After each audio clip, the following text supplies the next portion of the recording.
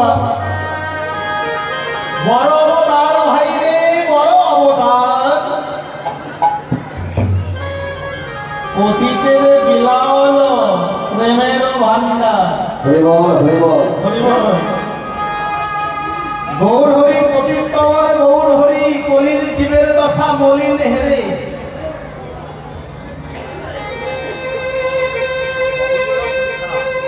কলির জীবের দশা মলিন হেরে, এলেন আমার গৌর হরি।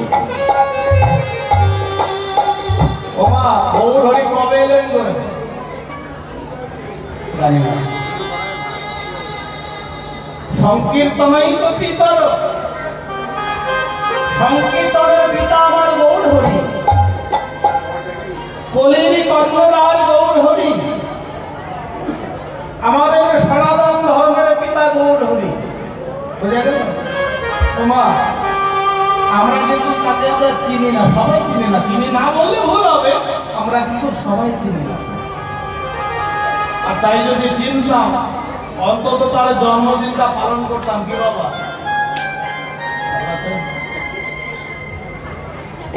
তার জন্মদিন আমরা পালন করি না। আমাদের সনাতন ধর্মের পিতা যে গৌর হরি, তার জন্মদিন আমরা পালন করি না, তাকে তো আমরা চিনি না। আর ওই পাশেই দেখুন একজনের জন্মদিন আমরা ঘটা করে পেয়ে চলি। কোনটা বলুন তো? ঘটায় খ্রিস্টানদের ওই যে 25শে ডিসেম্বর গেল না বাবা, বৌদি কেক কেটেছিল তো ঘরে। ওমা বৌমা কেক কেটেছিল, একটা কেক নিয়ে এসেছিল। মা বলছে হ্যাঁ আমার বৌমা খুব জ্ঞানী, আমার বৌমা ওই দিনে একটা কেক নিয়ে এসেছিল, ইয়া বড়। বৌমা না, আমরা যদি খ্রিস্টান হতাম, আমরা কি খ্রিস্টান? আমরা সনাতনী, তাই না? আমরা হিন্দু, তো আমাদের ধর্মের রীতিটা পালন করবো আমরা।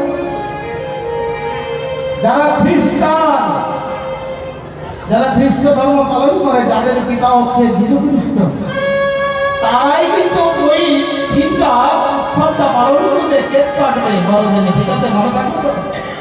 তাহলে আমাদের এই যে করি সনাতন ধর্মের পিতা গৌর হরি, আমরা গৌর হরির জন্মদিনটা পালন করবো।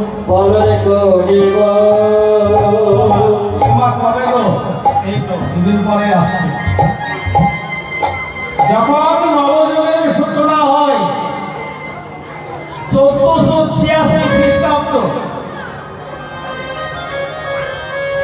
18 ফেব্রুয়ারি, বারে ছিল শুক্রবার,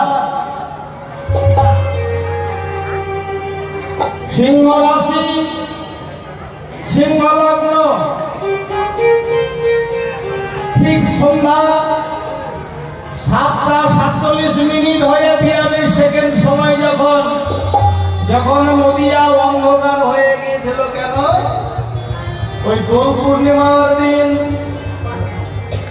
চাঁদকে গ্রাস করেছে রাহু, অন্ধকার হয়ে গিয়েছে নদিয়া।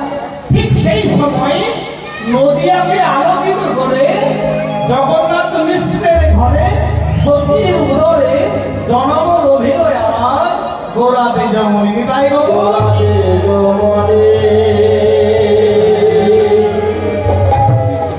তাহলে আমরা ওই কেক কাটবো না। আমার কথা নয়, আমার বাপের কথা নয় বৌদি। ও মা, এটা হচ্ছে একেবারে ভগবানের নিজ মুখ নিঃসৃত বাণী। কোথায় আছে সেটা? যে গীতার পাতায় পাতায় ভগবান আমার শাখা অর্জনের প্রতি নিজ মুখ নিঃসৃত বাণী প্রদান করেছিলেন। ওগুলোই হলো গীতার পাতার পাতার শ্লোক।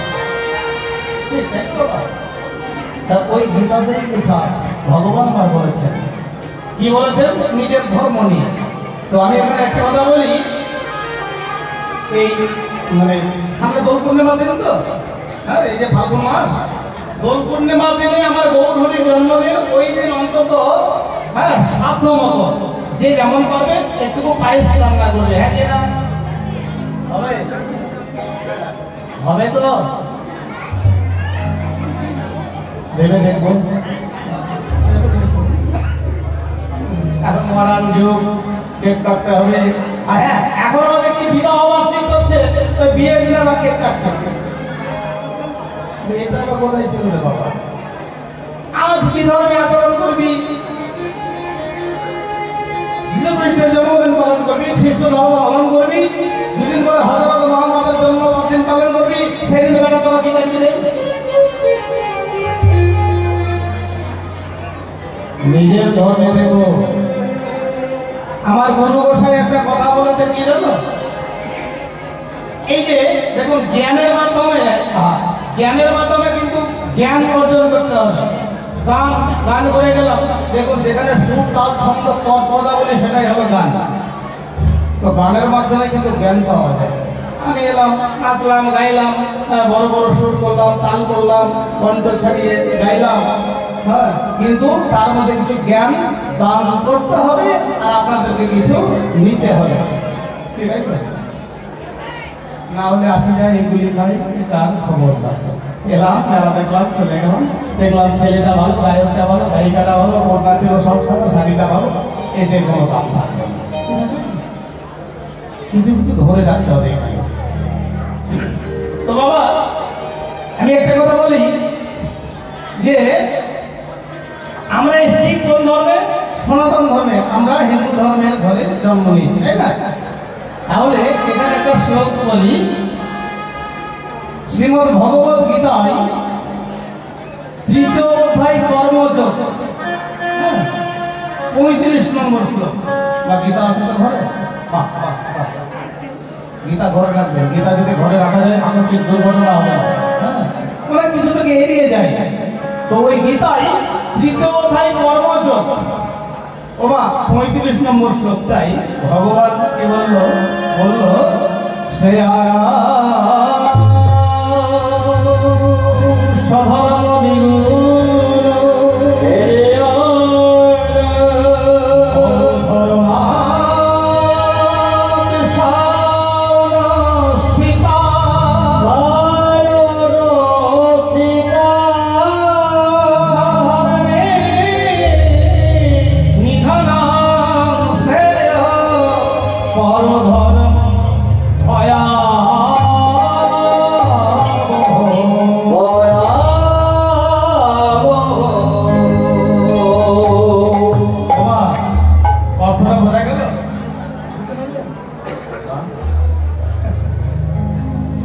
অর্থটা হচ্ছে এই হচ্ছে শ্রেয়ান সাধর্ম বিগুণ পরধর্ম অনুষ্ঠিত সাধর্মে নিধনম শ্রেয় পরধর্ম ভয়াবহ।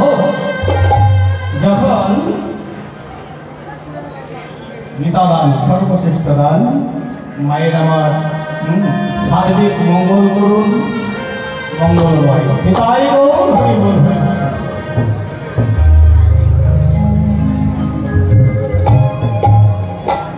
যখন অর্জুন যুদ্ধ করবে না কুরুক্ষেত্রের মাঠে, কি বাবা তাই তো বলছে, কেন যুদ্ধ করবে না? বলছে না, এই তো ওরা সবাই তো আমার আত্মীয় স্বজন বন্ধু বান্ধব নিকট আত্মীয়, এদেরকে আমি বধ করতে পারবো না, আমি যুদ্ধ করবো না। তখন আমার ভগবান বললেন, সখা তুমি আর কি করবে? আমি তো সবই করে রেখেছি। তাছাড়া তুমি কি জানো, তুমি না ক্ষত্রিয় সন্তান, তুমি ক্ষত্রিয় সন্তান, ক্ষত্রিয়ের কাজ হলো যুদ্ধ করা। তা তুমি তো যুদ্ধ যদি না করো, তাহলে তোমার নিজের ধর্মকে অবমাননা করা হবে, যুদ্ধ তোমাকে করতেই হবে। তখনই বলবো, দেখো সে আমার সধর্ম বিগুণ, নিজের ধর্ম পালন করাই হচ্ছে শ্রেষ্ঠ। অরধর্ম অনুষ্ঠিত, তুমি পরের ধর্ম পালনে মত্ত হচ্ছ। স্বধর্মে নিধনম শ্রেয়, নিজের ধর্ম পালন করতে গিয়ে বাবা যদি মৃত্যু হয়ে যায়, নিজের ধর্ম পালন করতে গিয়ে যদি প্রাণ চলে যায়,